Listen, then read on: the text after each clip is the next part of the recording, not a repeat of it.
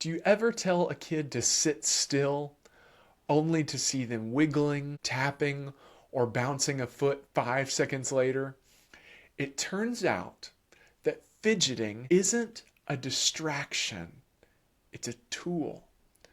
Before we get into why movement actually helps kids focus, like this video and subscribe to help more adults understand the science behind fidgeting. I love to explain the why behind things.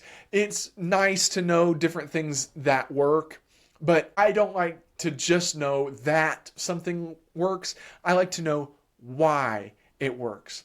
And that's what I hope to be able to tell you about fidgeting and fidget toys, or fidget tools as they're now sometimes being called. But before I jump into fidgeting and why fidgeting is so helpful and why some fidget toys could be so beneficial for everyone, but especially children, let me first say that fidgeting and preference for fidgets does not mean a child has ADHD. We have got to throw that out. Just because a child fidgets often, and they move around, they shift in their seat, and they like to do lots of different things, and they like to move around, and they like to play with things while they're working, does not necessarily mean they have ADHD. ADHD requires lots of symptoms to be diagnosed, and fidgeting is one of those things, but it's not even the main thing. It's one of the things, and there are many children who do not have ADHD who also have a preference for fidgeting and using fidget toys while they do different things. In general, though, there was a study that was posted in the Journal of Abnormal Child Psychology that showed that fidgeting actually improves focus and memory retention in kids. That is amazing. So many times people think that if children are fidgeting, they are not focusing, that they are lacking focus. But fidgeting actually improves focus, and not just focus. It actually helps children to recall what they were focused on while they were fidgeting. And I want to tell you how that works and why that works. Movement and fidgeting increases a chemical in the brain. It increases a few chemicals, but one of them is called dopamine. And dopamine is this reward chemical. It's the chemical that fires anytime we're doing something we find pleasurable, anytime we are doing something that we find fun. And fidgeting helps give some of that dopamine. The different fidget toys and fidget spinners, sometimes they click a little bit, and sometimes it's just fun to spin them around, and sometimes there's something that's just tactile that feels good as you're moving it. All of those things cause that reward chemical to come in the brain. So you are generating some reward as you are moving just a bit. And the brain is constantly on the look for dopamine. If you remember the movie Up, there is the dog Doug, who anytime there's a squirrel will look over and say, "Ah, squirrel." That is because the squirrel was giving Doug's brain some dopamine. And children, and all people, but children are that way, where our brains are constantly scanning for dopamine, constantly scanning for things that will give us reward. You have been in situations, maybe it's been in a meeting or a training, where you start to zone out and you start to look around and you start to think about other things that are going on. That is your brain chasing dopamine. It's trying to get some reward chemical where there is not some of that reward chemical happening right now. Well, fidgeting helps to, what I say, plug the dopamine. It helps it to say, I've got dopamine there. That part is taken care of. And you can do this with all sorts of different senses. Most people know about the 5 main senses that people have. Sight. So some children like to have a television on, and maybe the volume is way low or maybe muted all the way, but they just like to have something on while they're working, and they'll glance up and you'll see them. They'll work and they'll glance up. That is their sight searching for dopamine. And if they have something there, then their sight is saying, we don't have to look all around the room and be completely distracted. We can glance up, get a little dopamine, and then go back to working. Some kids like to listen to music or have sounds going while they are working.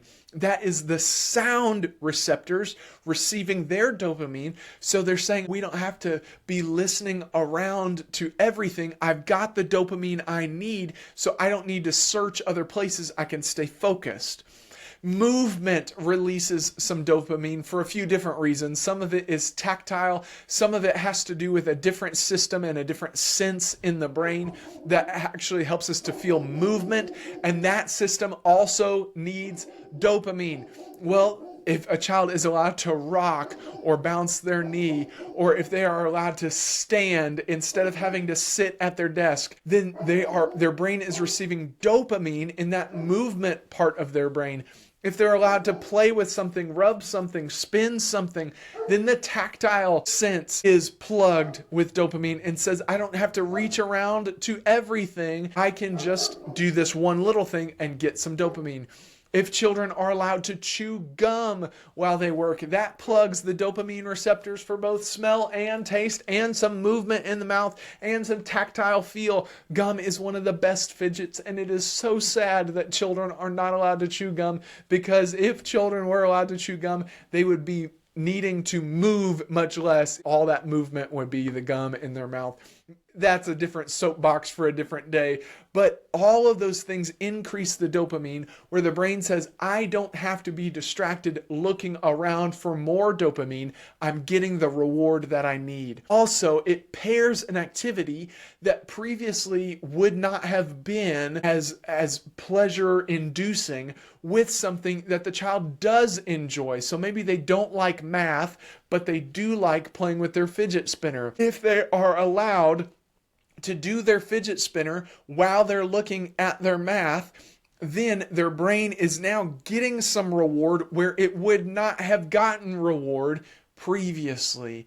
That dopamine is critical for attention and focus and memory. All of those things are crucial to learning, and dopamine fuels them all. If you will let kids use fidgets or fidget a bit, or maybe stand instead of sit, you will be giving them dopamine, and they won't have to search in other places for it. They'll be finding safe and appropriate ways to be receiving the dopamine on their own. Another chemical that gets released through fidgeting and through the use of fidget toys is a chemical called norepinephrine. Norepinephrine is like adrenaline in the brain. Maybe you've heard of an EpiPen. An EpiPen is epinephrine. Norepinephrine is the brain's version of that. It is adrenaline. Just like an EpiPen is full of adrenaline that will help someone come out of that breathing difficulty, norepinephrine is adrenaline for the brain. And when norepinephrine fires and where it goes, more energy goes to that part of the brain. If children are allowed to fidget, norepinephrine is being released in the brain, and that helps their brain give more energy where it is needed. We've all been in those situations where we've had to sit for so long that we just feel so lethargic. Kids are no different, and as a matter of fact, their brains go there much faster. So when you allow them to spin the fidget or click the fidget or rock or bump their knee up and down or stand, that norepinephrine, that adrenaline, is keeping their energy up so that they even have the ability to focus.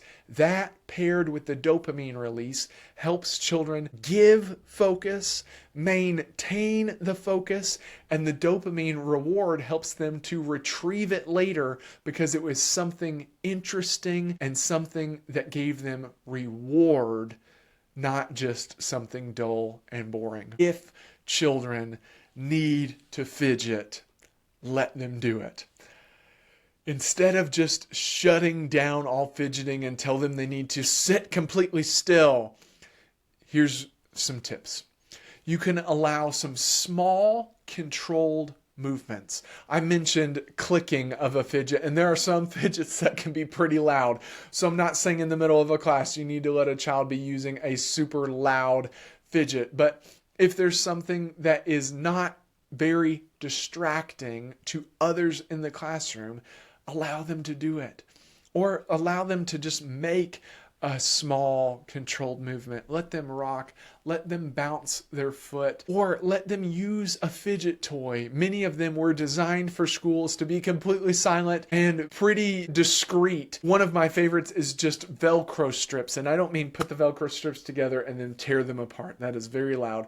But if you will take the two sticky sides of Velcro and put them together, and you have the fuzzy side over here and the crunchy side on the flip side, where it cannot be put together and ripped apart, where that sticky side is the side that's together. Then children can rub the rough side, they can rub the smooth side, they can even turn it into kind of a ring, and they can feel all of that without making much noise. Or just allowing children to stand while they're working can be so beneficial. I often recommend that children should be allowed to stand so long as they can reach their spot. So if they can stand but reach their desk, then they are in their designated area. Allowing children to fidget is not decreasing the amount of focus. And as a matter of fact, if you have a child who is fidgeting, chances are they are tuned into you in their own way. If this makes you rethink fidgeting, like this video and subscribe so we can bust more myths like this one.